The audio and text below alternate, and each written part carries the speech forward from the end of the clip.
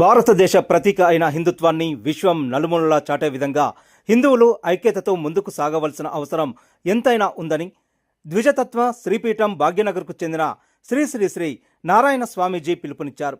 RSS 100 వసంతాల వేడుకల్లో భాగంగా నల్లగొండ జిల్లా మిర్యాలగూడ పట్టణంలోని గాంధీనగర్, షాబునగర్ బస్తీ హిందూ సమ్మేళనంలో ఆయన ముఖ్య అతిథిగా పాల్గొని మాట్లాడారు. హిందూ సంస్కృతి సాంప్రదాయాలు ఇతర దేశస్థులు సైతం ఆచరిస్తుండటం భారతదేశ ఔన్నత్యాన్ని చాటి చెబుతుందన్నారు. దేశంలో ఉన్న హిందువులందరూ హిందుత్వ భావజాలాన్ని ముందు తరాలకు మోసుకు వెళ్లాలని సూచించారు. ఆర్ఎస్ఎస్ నల్లగొండ విభాగ ప్రచారక్ కాసం సత్యనారాయణ ముఖ్య వక్తగా పాల్గొని మాట్లాడుతూ కుల వర్గ ప్రాంత వైషమ్యాలకు తావు లేకుండా హిందువులంతా ఒక్కటే అన్న భావనతో కలిసిమెలిసి జీవించాలన్నారు. దేశ ధర్మాన్ని కాపాడవలసిన అవసరం ప్రతి హిందువునిపై ఉందన్నారు. విశ్వ హిందూ పరిషత్ మాతృశక్తి నల్లగొండ విభాగ్ బుద్ధే సత్యవతి మహిళా వక్తగా పాల్గొని ప్రసంగించారు. ప్రతి మాతృమూర్తి తమ కుమారులను ఒక వీర శివాజీలాగా తీర్చిదిద్ది దేశానికి అందించాలని కోరారు. మహిళలు భారతదేశ సంస్కృతి సాంప్రదాయాలను ఇనుమడింపజేసే విధంగా కృషి జరపాలన్నారు. హిందూ సమ్మేళనానికి ప్రకృతి వైద్యం డాక్టర్ అంజయ్య అధ్యక్షత వహించగా జైని రవికుమార్, రేపాల వీరయ్య, దైదా సైదులు, బూరా సంతోష్, యాదయ్య, శివమణి, జైని శ్రవణ్, గౌరు శేఖర్, చల్లారాము, విశిష్ట అతిథి తిరునగరు భార్గవ్, రేపాల శ్రీనివాస్, మంచుకొండ జగదీష్, మారం రాము, శ్రీనివాస్, వెంకటేశ్వర్లు, విహెచ్పి నల్గొండ విభాగ్ కార్యదర్శి గంజి సుధాకర్, నాంపల్లి రామ్కుమార్, బంటు కాత్యాయని, భార్గవి మీ అందరికీ కూడా పేరు పేరున ధన్యవాదాలు తెలియజేస్తూ ఉన్నాను.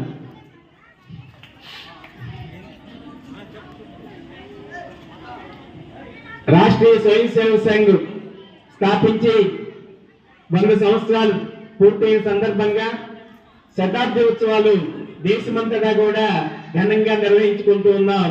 దాంట్లో భాగంగానే మనం అందరం కూడా ఇక్కడ కలవడం జరిగింది. ఆర్ఎస్ఎస్ స్థాపించినటువంటి డాక్టర్ హెగ్డేవార్జీ ఒకే ఒక జయంతో సంఘాన్ని స్థాపించారు. అదేమిటంటే స్వాతంత్రం 1927లో స్థాపించారు వారు. అప్పటికి మన స్వాతంత్రం రాలేదు కాబట్టి వారు ఏమన్నారంటే స్వాతంత్రం ఇవాళ రావచ్చు, రేపు రావచ్చు, లేకపోతే 20 సంవత్సరాలు రావచ్చు, కానీ స్వాతంత్రం ఎప్పటికైనా రాక తప్పదు, వస్తుంది. కానీ ఆ స్వాతంత్రాన్ని మనం రక్షించుకోవాలి అంటే దేశభక్తి నిర్మాణం కావాలి. ఆ దేశభక్తి నిర్మాణం కావడానికి కోసమే రాష్ట్రీయ స్వయం సేవక్ సంఘ్ స్థాపించబడింది. డాక్టర్ హెగ్డేవార్జీ ఆయన ఒక సామాన్యుడు కాదు, అవతార పురుషుడు, యోగి, తపస్వి. ఆయన యొక్క తపశ్శక్తిని అంతా కూడా రాష్ట్రీయ స్వయం సేవక్ సంఘంలో నిక్షిప్తం చేసి ఈ భూమి నుంచి విశ్రమించినటువంటి మహానుభావుడు ఆయన. అటువంటి సంస్థకి నేను కూడా స్వయం సేవకుని అవటం నా పూర్వజన్మ సుకృతం. మీ అందరినీ కూడా ఈ స్వయం సేవ బంధువులందరినీ కూడా ఈ రూపేణ కలవడం అనేది నాకు భాగ్యంగా ఉంది.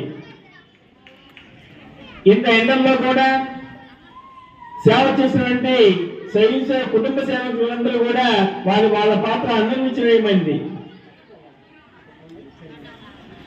ఈ కార్యక్రమాన్ని సేవ చేసినటువంటి స్వయం సేవకులందరికీ కూడా, మాతృమూర్తులందరికీ కూడా పేరు పేరున కృతజ్ఞతలు తెలియజేస్తున్నాను.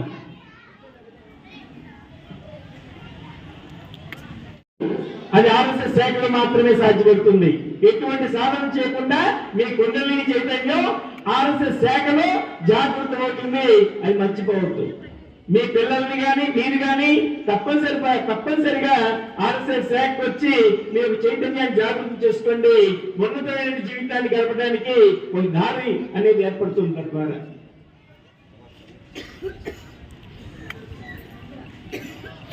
అందరం కూడా గత చరిత్ర యొక్క ఏ దేశం వారైనా, ఏ నాగరికతకు చెందిన వారైనా కూడా గత చరిత్ర యొక్క మూలాలని మర్చిపోకూడదు. అలాగే గత చరిత్రను అధ్యయనం చేయాలా. అధ్యయనం చేయకుండా ఎవరైతే ఉంటారో, అధ్యయనం చేసి ఎవరైతే తప్పు ఒప్పుల్ని సరిచూసుకోకుండా ఉంటారో, ఆ యొక్క నాగరికతలో ఏదైతే తప్పులు జరిగినాయో ఆ తప్పులు మరలా పునరావృతం అయ్యే ప్రమాదం ఉంటుంది. కాబట్టి మనమందరం కూడా ఈ పుణ్య సమయాన స్వాతంత్రం వచ్చిన తర్వాత మన మీద, ఈ హిందువుల మీద, ఈ హిందూ భూమి మీద ఎటువంటి దాడులు జరిగినాయో ఒకసారి గుర్తు చేసుకునే ప్రయత్నం చేద్దాం. ఎందుకని చేయాలి అంటే, మనకేమో చిన్న దెబ్బ తగిలింది అనుకోండి, భారత విలువలాడతాం కదా. ఎప్పుడైతే భారత విలువలాడతామో ఈ శరీరం నుంచి ఓ వైబ్రేషన్ సృష్టికి వెళ్తుంది. ఆ యొక్క భగవంతుడి కరుణ వల్ల నీకు ఆ దెబ్బ చాలా తక్కువ సమయంలో నయమవుతుంది. అంటే నువ్వు భారత్లో తీవ్రత చెందినప్పుడు సృష్టికి సిగ్నల్ వెళ్తుంది. అది అనాదిగా మన యొక్క సనాతన ధర్మంలో అనాదిగా ఉన్నది ఆ యొక్క వైబ్రేషన్ యొక్క ప్రక్రియ. స్వాతంత్రం తర్వాత 1947లో దేశ విభజన జరిగింది. దేశ విభజన జరిగిన సందర్భంలో ఇక్కడి నుంచి ముస్లింస్ అందరినీ కూడా సగౌరవంగా ప్రేమతో వాళ్ళకి మనం వీడ్కోలు పలికాం. రైళ్ల ద్వారా, రకరకాల ప్రయాణ మార్గాల ద్వారా వాళ్ళందరూ కూడా వాళ్ళ యొక్క ధనాన్ని, బంగారాన్ని, ఆస్తులకు సంబంధించినటువంటి వైభవాన్ని అంతా కూడా తీసుకుని వాళ్ళు పాకిస్తాన్ వెళ్ళిపోయారు. అదే రైళ్లలో తెలుగు ప్రయాణంలో ఎవరు వచ్చారంటే మన హిందువులు ప్రయాణాలతో రాలేదు, విగత జీవులుగా వచ్చారు. లక్షలాది మంది విగత జీవులుగా మన దేశానికి తిరిగి వచ్చారు. ఆ యొక్క రైళ్లలో వచ్చినటువంటి విగత జీవులకి దహన సంస్కారాలు చేసింది ఎవరంటే మన ఆర్ఎస్ఎస్ స్వయం సేవకులు. అంటే వాళ్ళు అనాథలుగా ఇచ్చారు. వాళ్ళ కుటుంబంలో ఒక్కళ్ళు కూడా మిగలలేదు. వాళ్ళల్లో దీనాది దీనంగా చనిపోయి ఉన్నారు.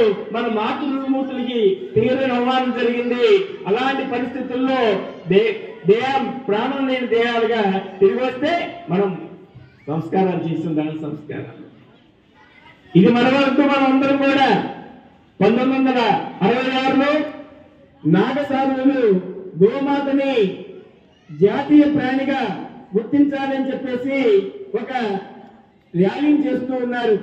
ఎటువంటి ఆయుధాలు లేకుండా ప్రశాంతంగా గోమాత జిందాబాద్, గోమాతని ప్రముఖ స్థానాన్ని ఇవ్వాలి అనే నినాదాలతో, మంచి నినాదాలతో చేస్తూ ఉంటే ఆనాడు ఇందిరాగాంధీ సైనికుల చేత వాళ్ళ గుండెల్లో తూటాలు నింపింది.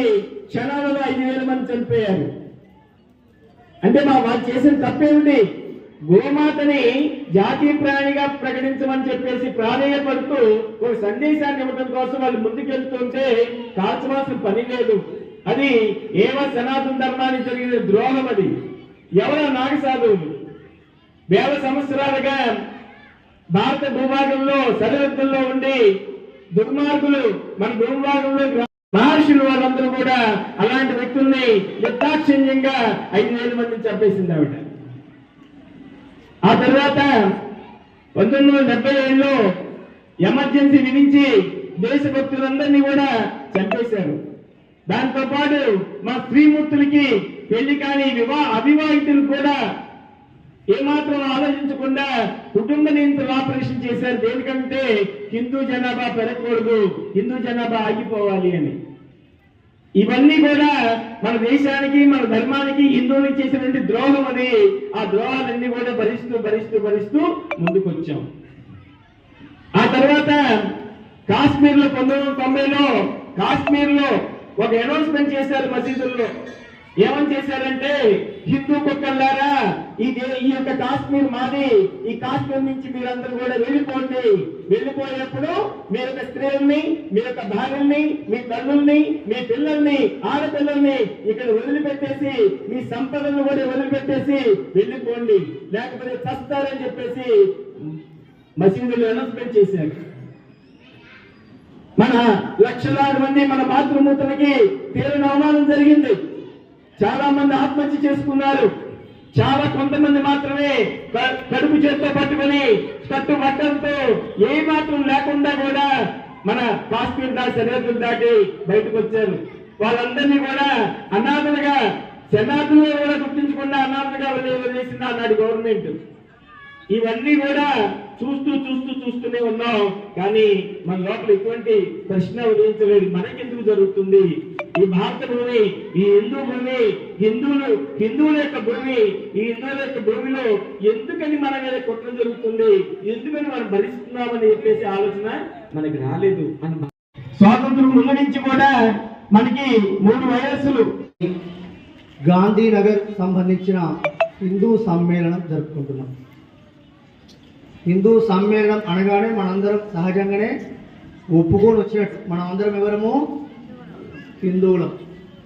హిందూ అనగానే కొంతమందికి చిన్న స్వభావం ఉంటుంది, గీత గీసుకోడి హిందూ అనగానే ఇదొక మతము అని. కానీ హిందూ అనేది సత్యవతక్క పలుకులలో 2-3 సార్లు పోటీ చేసింది. హిందూ అనేది ధర్మము అని. మతానికి ధర్మానికి చాలా తేడా ఉంటుంది. మతాలను ఒక వ్యక్తి స్థాపిస్తాడు, మతంలో ఒకే దేవుడు ఉంటాడు, మతానికి ఒకటే పవిత్ర గ్రంథం ఉంటుంది, మతానికి ఒకటే ఆరాధన పద్ధతి ఉంటుంది. కనుక హిందూ అనేది మతం అంటే వాటితో పోల్చుకున్నప్పుడు దాంతో సరి చూసుకోండి. ఉదాహరణగా ఒకటి రెండు చూద్దాం. హిందూ ధర్మంలోనే మతాలు ఉన్నాయి. శైవం ఉన్నది, వైష్ణవం ఉన్నది, శాక్తేయం ఉన్నది, గాణపత్యం ఉన్నది, బౌద్ధం ఉన్నది, సిక్కు ఉన్నది, జైన్. హిందూ ధర్మంలో, హిందూ ధర్మం బయట కూడా ఇస్లాం, క్రైస్తవం, ఇట్లా అనేక మతాలు ఉన్నాయి. చూడండి, మతం అంటే ఒకే వ్యక్తి ప్రారంభం చేసిన చెప్పడానికి 1-2 ఎగ్జాంపుల్స్గా. ఉదాహరణకి బౌద్ధ మతం ఉంది, దాన్ని ఎవరు ప్రారంభం చేశారు? అప్పుడప్పుడు మీరు చెప్పాలి, రెస్పాన్స్ ఇవ్వాలి. ఎవరు ప్రారంభం చేసిన బౌద్ధ మతాన్ని? బుద్ధుడు ప్రారంభం చేశాడు. జైన మతాన్ని ఎవరు ప్రారంభం చేశారు? జైన వర్ధమాన మహావీరుడు, జైన మహావీరుడు. సిక్కు మతాన్ని ఎవరు ప్రారంభం చేశారు? గురు నానక్ ప్రారంభం చేశారు. అట్లాగే క్రైస్తవ మతాన్ని ఎవరు ప్రారంభం చేశారు? యేసుక్రీస్తు. ఇస్లాం మతాన్ని ఎవరు ప్రారంభం చేశారు? మహమ్మద్ ప్రవక్త. మరి ఒకవేళ హిందూ మతం అనుకోండి, ఎవరు ప్రారంభం చేసి చెప్తారు? ఎవరైనా గాంధీనగర్లో ఉన్నారు? ఎవరైనా లేనివారు. ఎందుకంటే ఆది నుంచి సృష్టి ఎప్పుడు ప్రారంభమైందో హిందుత్వం అప్పుడు ప్రారంభమైంది. రెండోది చూడండి, దేవుని విషయంలో చూసినా, ఇంకేం పుస్తకం విషయంలో చూసినా, ప్రతి మతానికి ఒక పవిత్ర గ్రంథం ఉంటుంది. సుమారు 4 లక్షల పైచిలకు హిందువులు బలిదానం అయితే భవ్యమైన రామ మందిరాన్ని నిర్మించుకోవడం లోపల ఆర్ఎస్ఎస్ పాత్ర లేకపోలేదు అని మీ అందరికి తెలుసు. జై శ్రీరామ్. చెప్పుకుంటూ 12 అవుతుంది, మీరు అందరూ నా ఆడినగా లేచిపోతారు కూడా. కనుక ఆర్ఎస్ఎస్ ఎక్కడ కూడా ఆర్ఎస్ఎస్ కోసం పనిచేయలే. ఆర్ఎస్ఎస్ దేశం కోసం పనిచేసింది. ఇక్కడనే కాదు, ప్రపంచం మొత్తంలో కూడా 192 దేశాల లోపల ఏ సంస్థ అయినా ఆ సంస్థ కోసము, ఆ సంస్థ ఎదుగుదల కోసం పనిచేస్తుంది. కానీ కేవలం ఏకైక రాష్ట్రీయ స్వయం సేవక సంఘము దేశం కోసం పనిచేసే ప్రపంచంలో ఏకైక సంస్థ. మీరు చూడండి, ఒకవేళ నేను కాంగ్రెస్ కార్యకర్తలు అనుకోండి, కాంగ్రెస్కి జయంట, ఇందిరాగాంధీకి జయంట, సోనియా గాంధీకి జయంట, రాహుల్ గాంధీకి జయంట.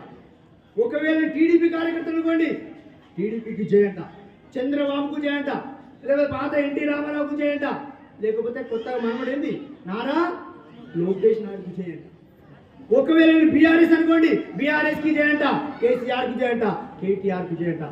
ఒకవేళ నేను బీజేపీ అనుకోండి, ఏం చెప్తా? బీజేపీకి జయంట, మోదీకి జై, అమిత్ షాకి జయంట. కానీ రాష్ట్రీయ స్వయం సేవకు ఆర్ఎస్ఎస్కి జై చెప్పాడు, డాక్టర్ జీకి జై చెప్పాడు, మోహన్ జీకి జై చెప్పాడు, భారత్ మాతాకి జై చెప్పాడు. ఇది మన దేశంలో కూడా అత్యంత నిష్ట కలిగిన స్వయం సేవకులు పనిచేస్తున్న రాష్ట్రీయ స్వయం సేవకు. అలాంటి సంస్థ 100 సంవత్సరాలు పూర్తయిన సందర్భంగా దేశవ్యాప్తంగా సుమారు 50,000 పైచిలుకు స్థలాల లోపల హిందూ సమ్మేళనాలు జరుగుతున్నాయి. హిందూ సమ్మేళనాల వెనుక హిందువులు జాగృతమైతే మన దేశం ముందుగా శ్రేష్టమైన దేశంగా మారుతుంది. తద్వారా ప్రపంచం శ్రేష్టమైనదిగా మారుతుంది. కృణ్వంతో విశ్వమార్యం అని చెప్తున్నాం. ప్రపంచాన్ని శ్రేష్టమైనదిగా మార్చడం కోసము ఈ యొక్క హిందూ సమ్మేళనాలు ఆ దిశలో మనందరికీ అలాంటి ఒక గొప్ప శక్తిని, అలాంటి గొప్ప జ్ఞానాన్ని ఆ దుర్గామాత, భారతమాత మనందరికీ ప్రసాదించాలని కోరుకుంటూనే తర్వాత మన బ్రిటిష్ వారు, పోర్చుగీస్ వారు ఇలా అనేక మంది దాడులు చేశారు. ఎందుకు చేశారు? బెల్లం ఉంటేనే చీమలు వస్తాయి, అవునా? కానీ మనం ఎప్పుడు తెలుసుకుంటాం సెక్యులరిజం వస్తువు. ఇప్పుడు మన దేశంలో స్వామి చెప్పినట్టుగా ఉగ్రవాదం, జిహాద్, లవ్ జిహాద్ ప్రధానంగా అమ్మాయిల విషయాన్ని పెద్దాం.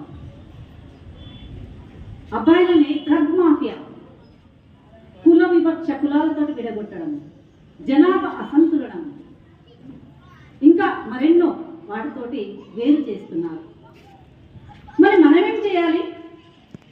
ఎవరు 10 ఇస్తే, ఎవరు 500 ఇస్తే అసలు సరైనటువంటి నాయకుడిని ఎన్నుకోకపోవడం కూడా ప్రధాన కారణాన్ని వారు తెలియజేశారు. ఏం చేయాలంటే ఈ భూమి బిడ్డలం హిందువులమందరం కష్ట సుఖములలోన కలసి మెలసుంటుంటే ఈ భూమి బిడ్డలం హిందువులమందరం కష్ట సుఖములలోన కలసి మెలసుంటుంటే బ్రతుకు సుఖమయ్యేనురా బంగారు కలలన్నీ పండేనురా. మేధావులు ఇలాంటి చక్కటి మన దేశభక్తి గేయాల్లో మనకు చెప్పారు. ఈ భూమి బిడ్డలం ఇంతకుముందే చెప్పుకున్నాము, ఎక్కడి నుంచి ఎక్కడ వరకున్నామంటే అప్పటి భూమి ఇప్పుడు లేదు. 70 లక్షల చదరపు కిలోమీటర్లు ఉన్నటువంటి భూమి ఇప్పుడు ఈ మధ్యలో 32 లక్షల చదరపు కిలోమీటర్లు అంతా అయిపోయింది. అంత ఆక్రమణ అంత అయిపోయింది, అంత దోచేస్తున్నాం. అయితే ఎవరు అంటే హిందూ మహాసముద్రం ముందు పుట్టిందా, మరి మనం హిందువుల ముందు పుట్టామా? ఒక సముద్రానికి పెట్టారయ్యా పేరు హిందూ మహాసముద్రం అని. ఏ ఐడెంటిటీ కార్డు కావాలి, ఇంకేం కావాలి? కట్టు చీమలకు చక్కెరేసి పాముకు పాలను పోసి హిందువులు కింద చీమలు వాడుతూ ఉంటే తినండి అని చక్కెరేస్తారు. చెట్టు పుట్ట చేను చెలకను మొక్కి చెట్టు పుట్ట మట్టి చేను చెలకను మొక్కి గోవు మహాలక్ష్మిగా పూజించి పరవశించి. చూడండి హిందువులు అంటే ఎవడడుగుతాడు? ఎవడబ్బా ఇది? చెట్టు పుట్ట మట్టి సముద్రము, ప్రతి ఒక్క నదిని మదర్ ఇండియా. ఏ దేశానికి ఉంది అమ్మ అనేటువంటి పేరు? భరతమాత. చూడండి భరతమాత. మన పిల్లలకు కనీసం ఈ ఫోటో ఎప్పుడన్నా మనము చూపెట్టామా? ఇక్కడ ఉన్నటువంటి ప్రతి ఒక్కటి, ప్రకృతిలో ఉన్నటువంటి ప్రతి ఒక్క దాన్ని మనము దైవత్వంగా పూజిస్తాము. కాబట్టి ఇక్కడ ఉన్నటువంటి మనమే వారసులం ఈ భూమికి. మరి ఎందుకు దేశంలో బాధలు పెరిగిపోతున్నాయని స్వామీజీ మనకు ముందు సెలవిచ్చారు. ఈ సమ్మేళనాలు చూస్తుంటే దేశంలో ఈ హిందూ సమ్మేళనాలు జరుగుతున్నాయి. ఒక్కొక్కరికి విధర్మీయులకు గుండెల్లో రైళ్లు పరిగెత్తుతున్నాయి. గుండెల్లో రైళ్లు పరిగెత్తుతున్నాయి, గడగడలాడిపోతున్నారు. ఇక్కడికి వస్తున్నాము. హిందువు ఆత్మభక్తిని వీడాలి, దేశభక్తి, హిందూ సమాజం మనమంతా ఒక్కటే అనేటువంటి ఐక్యత కోసం ఈ సమ్మేళనాలు పెడుతున్నాము.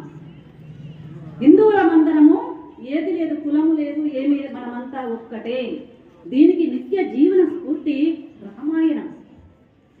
ఎప్పుడో 12 లక్షల సంవత్సరాల క్రితం జరిగినటువంటి రామాయణాన్ని ఇప్పటి వరకు కూడా ప్రతి సంవత్సరం సీతారామ కళ్యాణము పట్టాభిషేకాలు చేసుకుంటున్నాం. ఫస్ట్ రామాయణానికి మూల ఉదాహరణ ఏంటంటే, పాండవులు అరణ్యంలో ఉన్నారు. ఆకులు అలములు ఏవి పెడతాయి, దుంపలు అవి తినుకుంటూ ఉన్నారు. హస్తినాపురంలో కౌరవులు ఉన్నారు, సకల భోగాలు అనుభవిస్తూ ఉన్నారు. రత్నాలు వల్లు వైడూర్యాలతోటి ఏది కావాలంటే అది ఎన్నో షడ్రకోపారమైనటువంటి భోజనాలు చేస్తూ వాళ్ళు ఉన్నారు. మరి శ్రీకృష్ణ భగవానుడు ఎవరి దగ్గర ఉన్నారు? మరి ధనం ఉన్న వాడి దగ్గర ఉన్నాడా? ధనం లేని వాళ్ళ దగ్గర, భక్తి ఉన్న వాళ్ళ దగ్గర ఉన్నారా? భక్తి ఉన్న వాళ్ళ దగ్గరే ఉన్నాడు. ధర్మం ఉన్న వాళ్ళ దగ్గర, ధర్మమే గొప్పది. మన కరపత్రంలో కొట్టారు, ఏమని కొట్టించారు? నా హిందూ పతితో భవే. నా హిందువు ఎవరు కూడా పతితుడు అంటే అంటరానివాడు ఎవరు కాదు. ధర్మో రక్షిత. ధర్మము ఎక్కడ ఉంటే నేను అక్కడే ఉంటాడని కృష్ణ భగవానుడు ఉండి కురుక్షేత్ర యుద్ధంలో పాండవులను గెలిపించాడు. మరి కృష్ణుడికి ఏమవసరం ఈ అడవుల పొట్ల ఈ అరణ్యం పొట్ల పోయి వాళ్ళ దగ్గర ఉండడానికి? మరి ఎందుకంటే ఇక్కడ ధర్మం ఉందే. ధర్మం దగ్గర భగవంతుడు ఉన్నాడు. కానీ బలమున్న వాడి దగ్గర, కౌరవుల దగ్గర భగవంతుడు లేడు. అదేవిధంగా బలమున్నవాడు గొప్పవాడు కాదని చెప్పాను. రామాయణంకి లెక్క వెళ్ళాలి. ఇప్పుడు మనం ఇందాక భారతంలో ఉన్నాం కదా, ఇప్పుడు రామాయణంలోకి వెళ్ళాలి. రామాయణంలో ఒకటి గుర్తుపెట్టుకోండి, శ్రీరాముని కంటే కూడా బలమున్న వాడే ఉన్నాడు. ఎవరు చెప్తారు? పైన ఉన్న వాళ్ళు చెప్తారా, వెనుకున్న వాళ్ళు చెప్తారు? నాకు వెనుకున్న వాళ్ళే ముఖ్యం, ముందున్న వాళ్ళు కాదు. ఎట్లా మా వాళ్ళు వీళ్ళంతా. పిల్లలు, రామాయణంలో బాగా బలమున్నవాడు ఎవరు?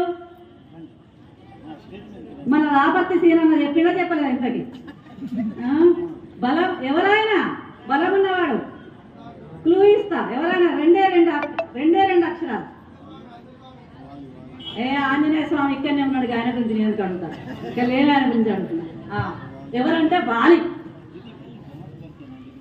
వాలి కంటే బలవంతుడు అసలు ఇక లేడు. ఆయనకు ముందు వచ్చి యుద్ధం చేసేటువంటి ఎవరికి కూడా శక్తి లేదు, అసలు ఆ వరాలు పొంది ఉన్నాడు ఆయన. తెలియజేసినటువంటి స్వామీజీకి మన యొక్క హిందూ సమ్మేళనం కోరుతున్నాం.